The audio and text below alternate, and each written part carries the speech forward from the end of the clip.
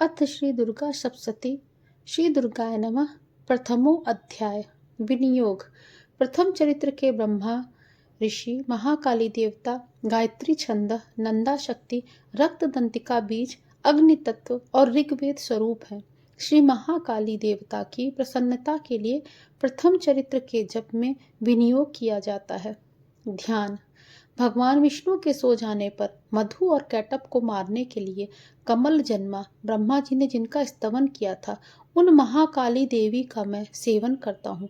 मैं अपने 10 हाथों में खड्ग, चक्र, गदा, बाण, धनुष, परिघ, शूल, भुशुंडी, मस्तक और शंख धारण करे हुए माता का ध्यान करता हूँ। उनके 3 नेत्र हैं। वे समस्त अंगों में दिव्य आभूषणों से विभूषित हैं। उनके शरीर की कांति नीलमणि के समान है तथा वे 10 मुख तथा 10 पैरों से युक्त हैं। मार्कंडेय जी बोले, सूर्य के पुत्र सावर्णी जो 8वें मनु कहे जाते हैं, उनकी उत्पत्ति की कथा विस्तार पूर्वक कहता हूँ, सुनो।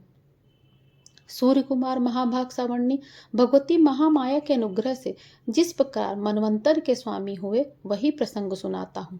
पूर्व काल की बात है। स्वारोच्चिष मनवंतर में सुरथ नाम के एक राजा थे, जो चैत्र वंश में उत्पन्न हुए थे। उनका समस्त भूमंडल पर एकाधिकार था। वे प्रजा का अपने औरस पुत्रों की भांति पालन करते थे। तो भी उस समय कोलादिवंशी नाम के छत्री उनके शत्रु हो गए। राजा सुरथ की धन नीति बहुत प्रबल थी। उनका शत्रुओं के साथ संग्राम हुआ। यद्यपि कोलादिवंशी संख्या में कम थे, तो भी राजा सुरथ युद्ध में उनसे परास्त हो गए। तब वे युद्ध भूमि से अपने नगर को लौट आए और केवल अपने देश के राजा होकर रहने लगे। किंतु वहां भी उन प्रबल शत्रुओं ने उस समय महाभाग राजा सुरथ पर आक्रमण कर दिया। राजा का बल क्षीण हो चला था, इसलिए उनके दुष्ट, बलवान और दुरात्मा मंत्रियों ने वहां उनकी राजधानी में भी राजकीय सेना और खजाने को हथिया लिया।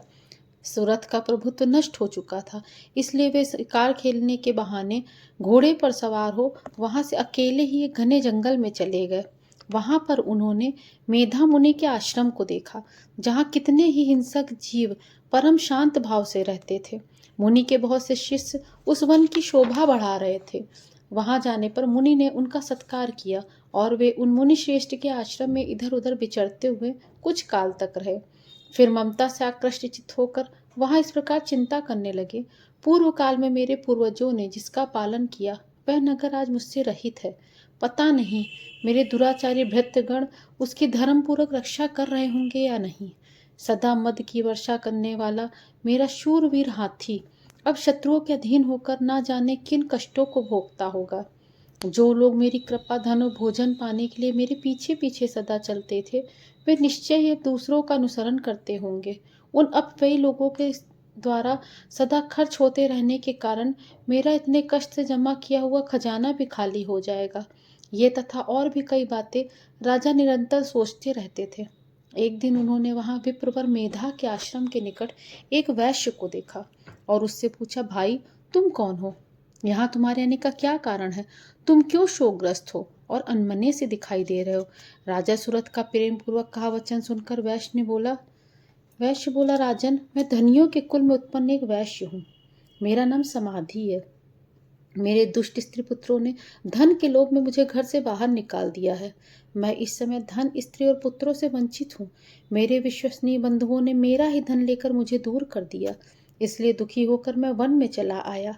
यहाँ रहकर मैं इस बात को नहीं जानता कि मेरे पुत्रों की, स्त्री की और स्वजनों की कुशल है या नहीं। इस समय मेरे घर में कोई कष्ट में तो नहीं है। वे मेरे पुत्र कैसे हैं? क्या वे सदाचारी हैं अथवा दुराचारी हो गए हैं? राजा ने पूछा, जिन लोभी स्त्री पुरुष आदि ने धन के कारण तुम्हें घर से बाहर निकाल दिया, उनके प्रति तुम्हारे चित्त में इतना स्नेह क्यों है? वैश्य बोला, आप मेरे विषय में जैसी बात कहते हैं वह सब ठीक है, किंतु क्या करूं, मेरे मन में निष्ठुरता नहीं आ रही। जिन्होंने धन के लोभ में पाकर मुझे घर से बाहर निकाल दिया, उन्हीं के प्रति मेरे हृदय में इतना स्नेह है। हे महामते, गुणहीन बंधुओं के प्रति जो भी मेरा चित्त इस प्रकार प्रेम मग्न हो रहा, वह क्या है? इस बात को मैं भी नहीं जान पाता। उनके लिए मैं लंबी सांसें ले रहा हूँ।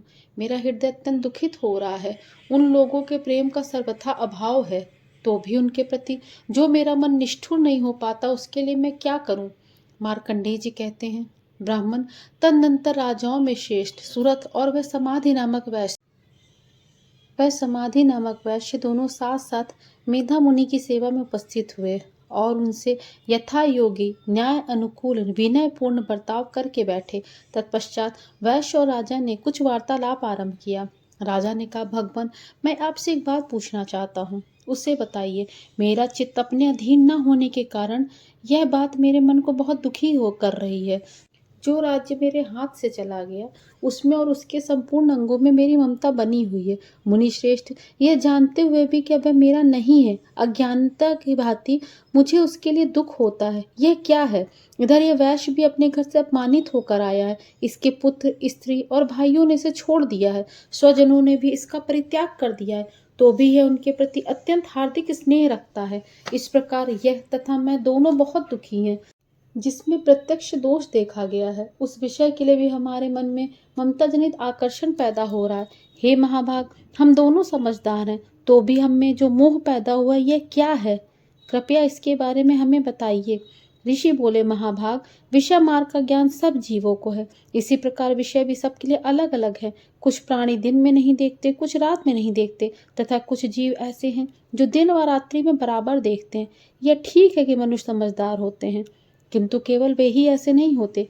पशु, पक्षी और मृग आदि सभी प्राणी समझदार होते हैं, तथा जैसी मनुष्यों की बुद्धि होती है वैसी उन मृग, पक्षी आदि की भी होती है। यह तथा अन्य बातें भी प्रायः दोनों में समान ही हैं। समझ होने पर भी इन पक्षियों को तो देखो, ये स्वयं भूख से पीड़ित होते हुए भी मोहवश बच्चों की चोंच में कितने चाव से अन्न के दाने डाल रहे हैं। हे नरश्रेष्ठ, क्या तुम नहीं देखते कि मनुष्य समझदार होते हुए भी अपने किए हुए उपकार का बदला पाने के लिए पुत्र की अभिलाषा करता है? यद्यपि उन सब में समझ की कमी नहीं है, तथापि संसार की स्थिति बनाए रखने वाली भगवती महामाया के प्रभाव से ममता में भंवर से युक्त मोह के गहरे गर्त में गिराए हुए हैं। इसलिए इसमें आश्चर्य नहीं करना चाहिए। जगदीश्वर भगवान विष्णु की योग निद्रा रूपा जो भगवती महामाया है, उन्हीं से यह जगत मोहित हो रहा है। वे भगवती महामाया देवी ज्ञानियों के भी चित्त को बलपूर्वक खींचकर मोह में डाल देती हैं। वे ही इस संपूर्ण चराचर जगत की सृष्टि करती हैं और वे ही प्रसन्न होने पर मनुष्यों को मुक्ति के लिए वरदान देती हैं। वे ही पराविद्या हैं, संसार बंधन और मोक्ष की हेतुभूता सनातनी देवी हैं, तथा संपूर्ण ईश्वरों की भी अधीश्वरी हैं। राजा ने पूछा, भगवान, जिन्हें आप महामाया कहते हैं वे देवी कौन हैं? ब्राह्मण, उनका आविर्भाव कैसे हुआ तथा उनके चरित्र कौन कौन से हैं? ब्रह्मवेत्ताओं में श्रेष्ठ महर्षि, उन देवी का जैसा प्रभाव हो, जैसा स्वरूप हो और जिस प्रकार प्रादुर्भाव हुआ हो, वह सब मैं आपके मुख से सुनना चाहता हूँ। ऋषि बोले, राजन, वास्तव में तो देवी नित्य स्वरूपा ही है। संपूर्ण जगत उन्हीं का रूप है तथा उन्होंने समस्त विश्व को व्याप्त कर रखा है। तथापि उनका प्रकट अनेक प्रकार से होता है, वह मुझसे सुनो। यद्यपि वे नित्य और अजन्मा हैं, तथापि जब देवताओं का कार्य सिद्ध करने के लिए प्रकट होती हैं, उस समय लोक में उत्पन्न हुई कहलाती हैं। कल्प के अंत में जब संपूर्ण जगत एक कार्णव में निमग्न हो रहा था और सबके प्रभु भगवान विष्णु शेषनाग की शैया बिछाकर योग निद्रा का आश्रय लेकर सो रहे थे, उस समय उनके कान के मैल से दो भयंकर असुर उत्पन्न हुए जो मधु तथा कैटभ नाम से विख्यात थे। वे दोनों ब्रह्मा जी का वध करने को तैयार हो गए।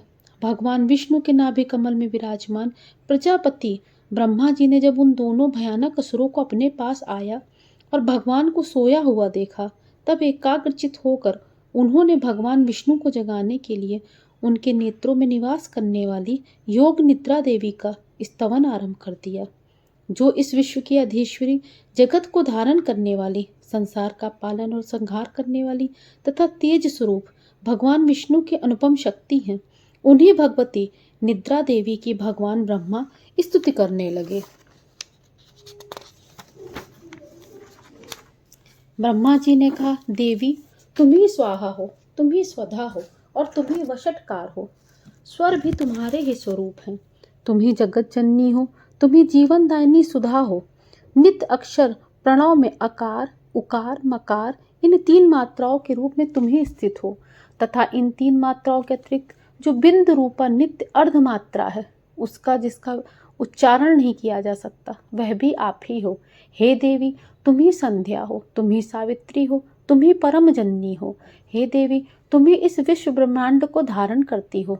तुमसे ही इस जगत की सृष्टि होती है, तुम ही से इसका पालन होता है और सदा तुम ही कल्प के अंत में सबको अपना ग्रास बनाती हो।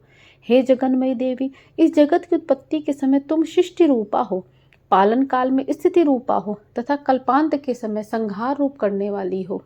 तुम ही महाविद्या, महामाया, महामेधा, महास्मृति, महामोह स्वरूपा, महादेवी और महासुरी हो। तुम ही तीनों गुणों को उत्पन्न करने वाली सबकी प्रकृति हो। भयंकर काल रात्रि, महारात्रि और मोहरात्रि भी हो। तुम ही श्री हो, तुम ही ईश्वरी, तुम ही ह्रीम, तुम ही बोध स्वरूपा बुद्धि हो। लज्जा, पुष्टि, तुष्टि, शांति, क्षमा भी तुम ही हो। तुम खटक धारणी, शूल धारणी, घोर रूपा तथा गदा, चक्र, शंख और धनुष धारण करने वाली हो। बाण, भुशुंडी और परिघ ये भी तुम्हारे ही अस्त्र हैं। तुम सौम्य और सौम्यतर हो। इतना ही नहीं, जितने भी सौम्य और सुंदर पदार्थ हैं उन सब की अपेक्षा तुम अत्यधिक सुंदरी हो। पर और अपर, सबसे परे रहने वाली परमेश्वरी तुम ही हो। सर्वस्वरूपे देवी, कहीं भी सत असत रूप में जो कुछ वस्तुएं हैं और उन सब की जो शक्ति है वह तुम ही हो। ऐसी अवस्था में तुम्हारी स्तुति क्या हो सकती है? जो इस जगत की सृष्टि, पालन और संहार करते हैं, उन भगवान को भी जब तुमने निद्रा के अधीन कर दिया है, तब तुम्हारी स्तुति करने में यहाँ कौन समर्थ हो सकता है? मुझको, भगवान शंकर को तथा भगवान विष्णु को भी तुमने ही शरीर धारण कराया है, अतः तुम्हारी स्तुति करने की शक्ति किसमें है? हे देवी, तुम तो अपने इस उदार प्रभावों से ही प्रशंसित हो। ये जो दोनों दुर्धर्ष असुर मधु तथा कैटभ हैं, इनको मोह में डाल दो और जगदीश्वर भगवान विष्णु को शीघ्र ही जगा दो। साथ ही इनके भीतर इन दोनों महान असुरों को मार डालने की बुद्धि उत्पन्न कर दो।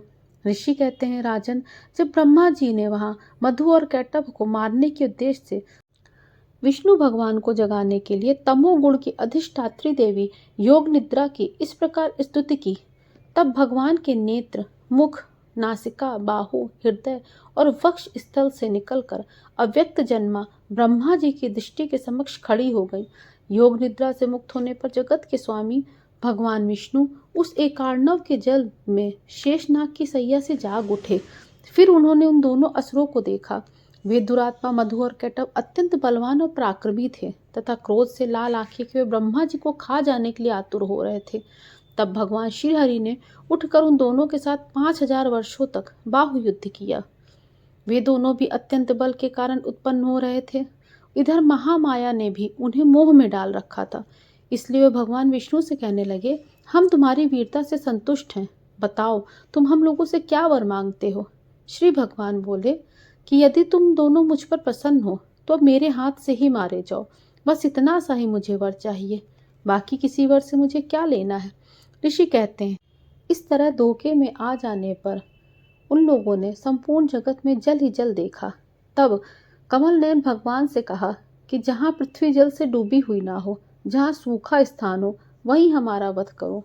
विष्णु भगवान ने कहा, तथास्तु। यह कहकर उन्होंने अपनी जंघा को उस जल से बाहर निकालकर उन दोनों के मस्तक अपनी जांघ पर रखकर शंख, चक्र और गदा धारण करने वाले भगवान विष्णु ने उन दोनों का मस्तक काट डाला। इस प्रकार ये देवी महामाया ब्रह्मा जी की स्तुति करने पर स्वयं प्रकट हुई थी। अब पुनः तुम्हें उनके प्रभाव का वर्णन करता हूँ, सुनो। श्री मार्कंडे पुराणे सावर्णिके मन्वंतरे देवी महात्म्य मधु कैटभ वधो नाम प्रथमो अध्याय।